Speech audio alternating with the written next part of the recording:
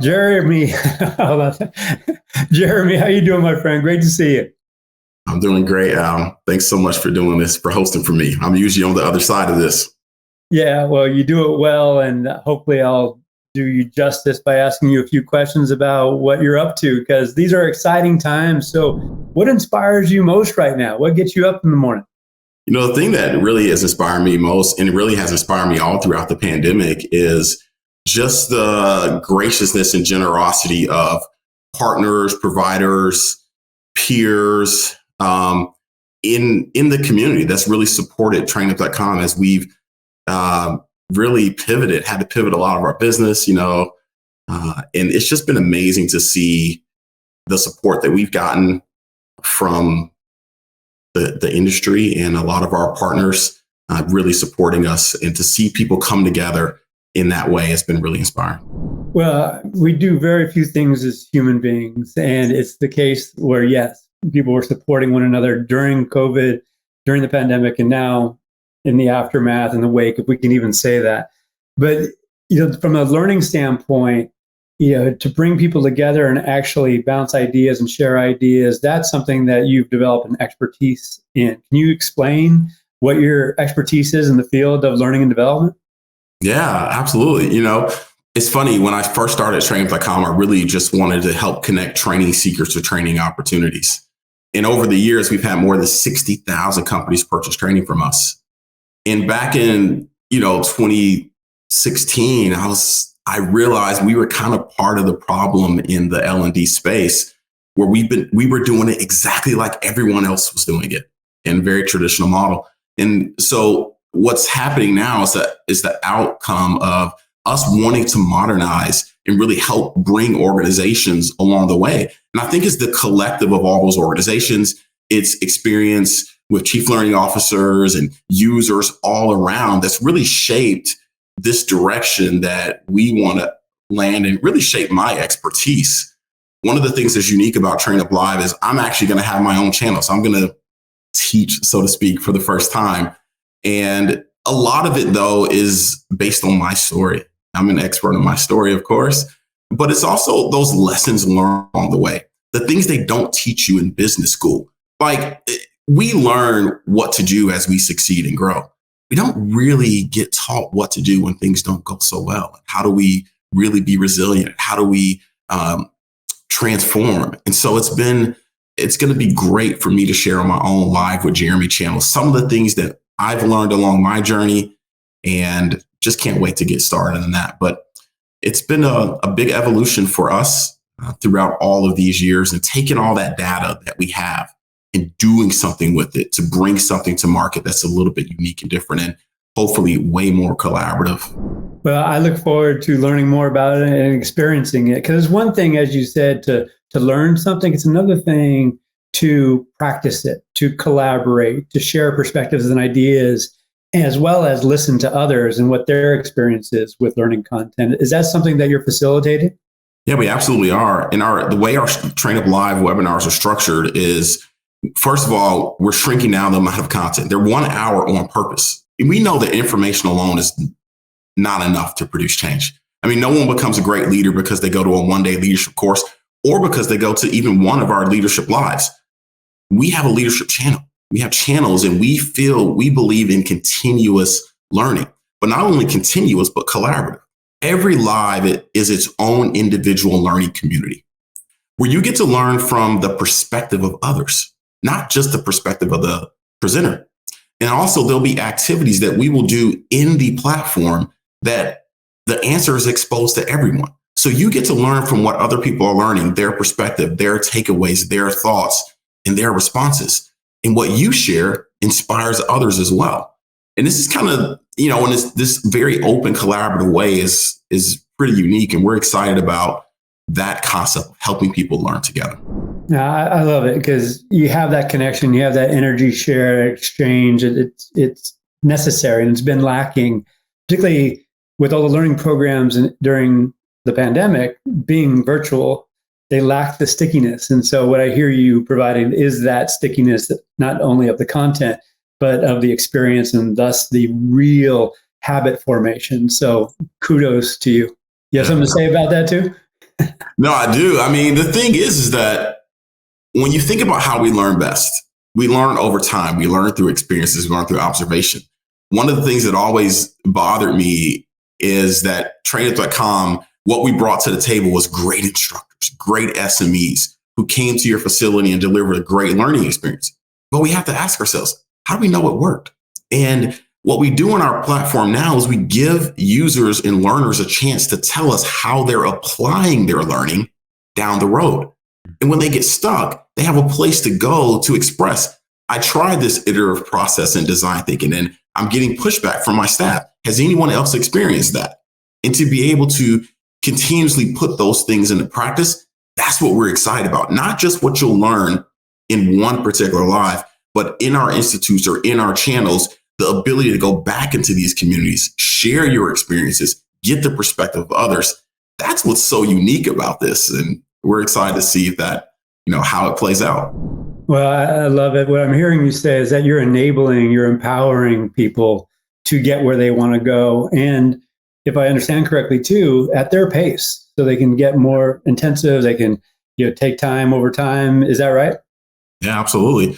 I mean, the thing about, like, if you subscribe to our leadership channel, we have 30 lives. You may not catch all of them when they actually go live, but the recorded version is available and you still get to dive into that community whenever it works for you. Maybe you're a new manager or supervisor and you subscribe to that channel. You can go in and catch the previous 8, 9, 10 episodes and jump into those communities and prepare for the ones coming up, or add on something in our institutes if you really want to dive in. And it's this rolling cohort as well, that concept that we have where you don't have to wait for a particular date and time. You can begin your learning journey immediately and begin engaging in the collaborative communities immediately as well. Super cool. Now, we connected many years ago, and I immediately was drawn to you because you're a learner. You have curiosity that's incessant, and you're creative and innovate. So, how do you get inspired? What podcasts, books do you reference to get ideas and find appropriate ways forward? Now, great question. One of the things that I stumbled upon recently that my wife really got me into is Spotify. And we think about Spotify for music, but what happened recently is that they opened up audiobooks, and they've always done podcasts great in their platform. So I can search. Like, there was a time during, this pandemic that I was really stressing out, and I just typed in stress management. And what do you know? There's tons of podcasts, short 5-minute ones, long 2-hour ones. There's audiobooks, all of this content in one place. And I've just been diving into that. But also, I love kind of at the end of the year, TED Talks does this top 10 episodes of the year. So if you kind of miss some things, you can just kind of feast on the top TED Talks at the end of the year. And so I'm even into those books when I'm on a plane, where you get the summaries to figure out what you really want to dive into. That's been something that I've been doing as well, is that there's so much information out there. I've used these various methods to figure out what's the best way to dive in into this particular area. So it's been great. Thanks for sharing. I'm definitely on board with that as well. It's an extraordinary, not only platform in Spotify, but set of platforms, which actually brings me to the next question. We're in this day and age where there's so much tech, there's so much competition for attention. What do you believe the world needs more of, or conversely, what do you think it needs less of? So I get the privilege to travel across the globe. And so when I answer this question, it's not just from the American perspective. I've seen this in India. I've seen it in Europe. I've seen it in Brazil, all over. And so I think that we need less mindless scrolling and more creativity and idle time for the mind to actually create. I don't think that tech is the problem. I think it's how we use tech. All over the world, now people are, when you used to go to New York, you used to walk with your head up because you were looking at the skyscrapers. I'm in New York now, people are walking like this with their heads down. How is that productive? And kids and all the generations, they're so on their phones, but it's not like we're being super productive. I think it's the mindless scrolling we could use less of so that we can benefit from the idle time and creativity. I laugh. I have a little drawing here that my 7-year-old did. He gets very limited screen time, which forces him after his piano lessons and all that stuff, or practice or whatever, to actually create, draw. So he did this recently to tell us what he wanted for Christmas. For my wife, he's like, I want an Atletico Madrid jersey, or he did this one for my wife, made her a card. She wasn't feeling too great. And he just drew this, and just handed it to her. Wow. And it's a gift for mom.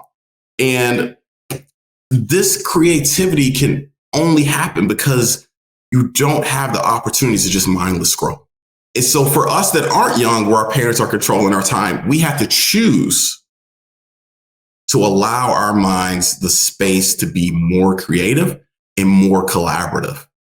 And that's why in our lives, we create space, 5 or 6 minutes of content and 5 or 6 minutes of opportunity in the platform collaborating during the actual live webinar. And even when you're watching the recorded version, you get to participate in that collaboration and taking that space, not trying to fill it with too much content or too much information to stuff. And I've seen it all over the globe, and that would be my response. Well, I I love that you just shared that, because I couldn't agree more. And to emphasize the point around space, I think it's so rare that people are prioritizing just creating space so they can think openly, create pictures, create thoughts and ideas. I mean, it's such a huge call out. So thank you for sharing that. Now, you just gave me some advice or some ideas on how to not only improve my own life, but as a leader, how to create space for those that I'm able to influence and help architect a work experience. So what's some of the best advice that you've received lately? Maybe ever.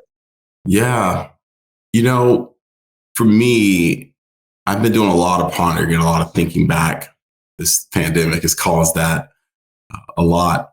And I think back to some of the principles that my mom taught me. She's no longer with us, but we grew up in public housing and, we were very poor. But she taught us this concept of responsibility and ownership. And I tell this story, and I'll tell it probably in a live in the future. But one Saturday, we woke up and mom said, "Hey, you're going to go outside and I want you to clean the park." The park was right across the street from where our project, so to speak, was. And it's where everybody hung out and kind of a little epicenter. And it was always pretty messy and pretty trashy. And so we got up on Saturday, we went outside to clean everything up. And it was cool, no big deal. Well, the next Saturday she said, "Hey, we're going to go out and clean it up again." And I'm like, "Hey, we did that last Saturday. We've done our part, And she says, "No, we're going to do it again." And the reality was we didn't own the park. I mean, the city owned the park. Who's responsible for cleaning it up?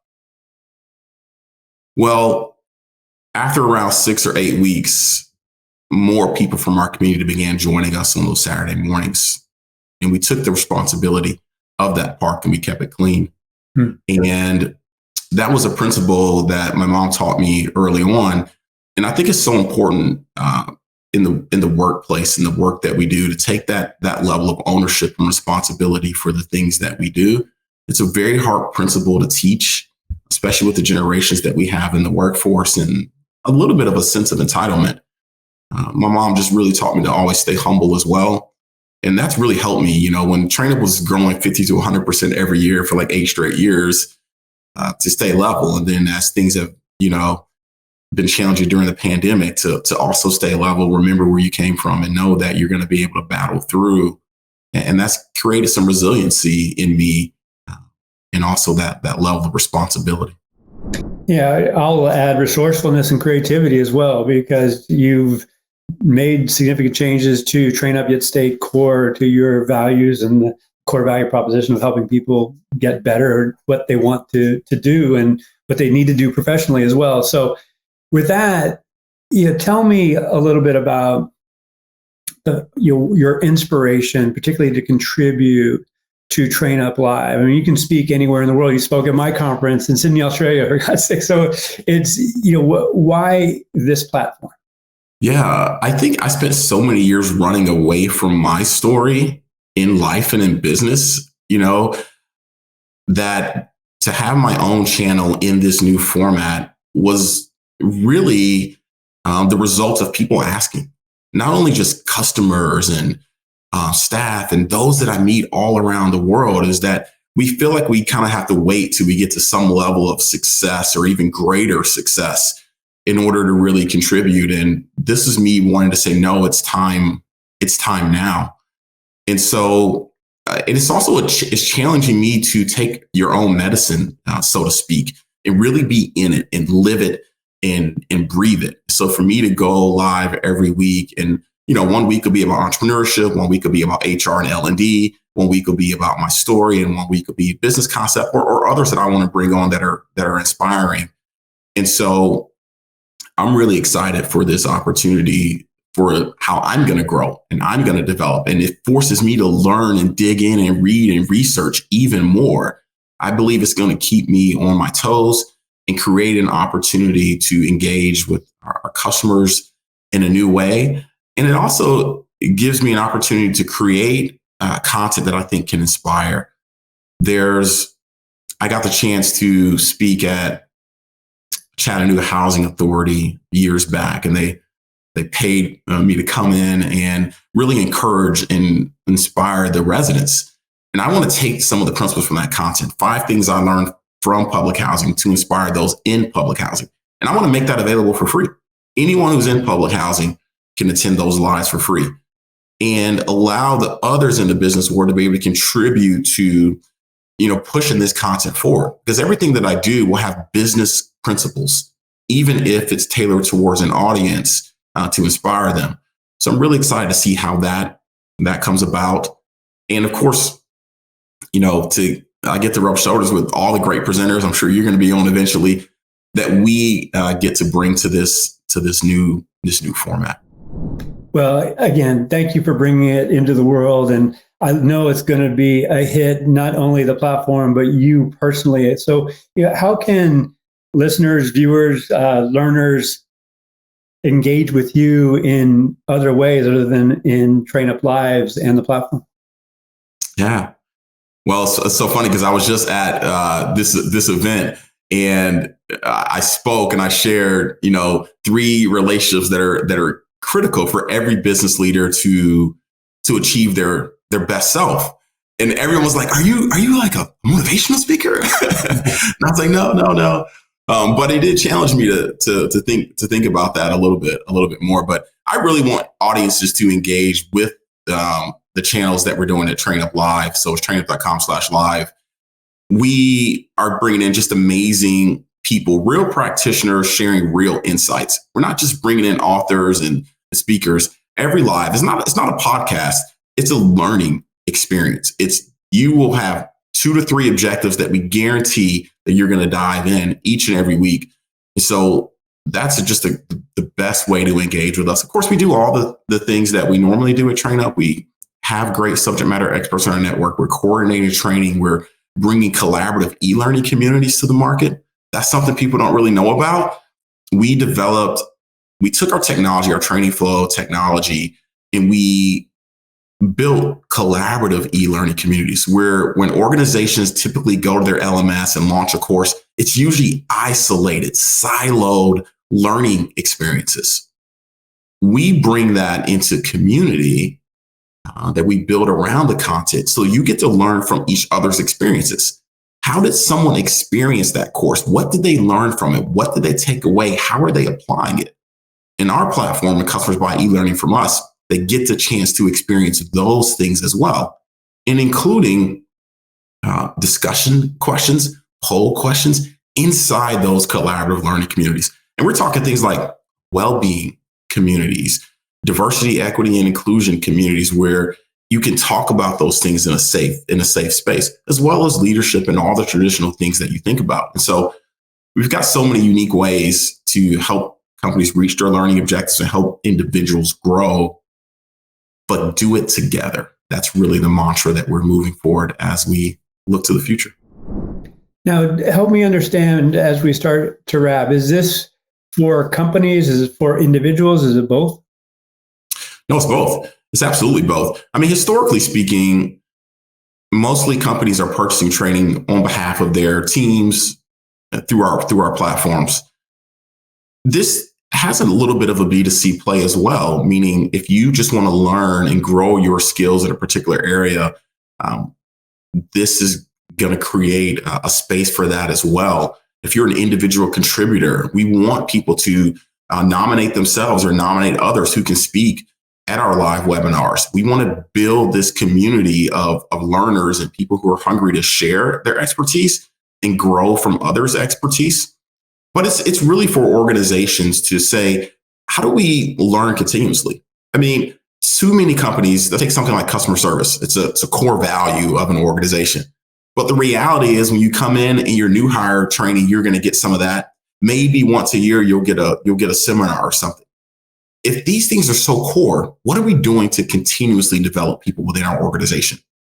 So these things that we're bringing to market are really about helping organizations to develop people continuously in a way that isn't another thing to do, but actually aligns in the flow of work. Fantastic. Jeremy, congratulations for evolving TrainUp to this stage, and I'm excited to engage with it. How can people learn more about you and what you're doing? Well, you can just visit trainup.com. We got some new social things launching. We got TrainUp Live Twitter that's launching. We got a new Instagram for TrainUp Live that's launching. You can reach us. Obviously, just go to the website or reach us toll free 1-866-540-9677. Do people even call anymore? I think they do. Sure. They do. I'm not sure, but they have the number now. But we actually pick up the phone. It's not a bot, Yeah, exactly. Well, good. Well, Jeremy, again, congratulations and all the best to you and your communities. Yeah, make some more great things happen, my friend. Thank you so much, Al. I really appreciate you hosting for me. Of course. Be well. Thanks.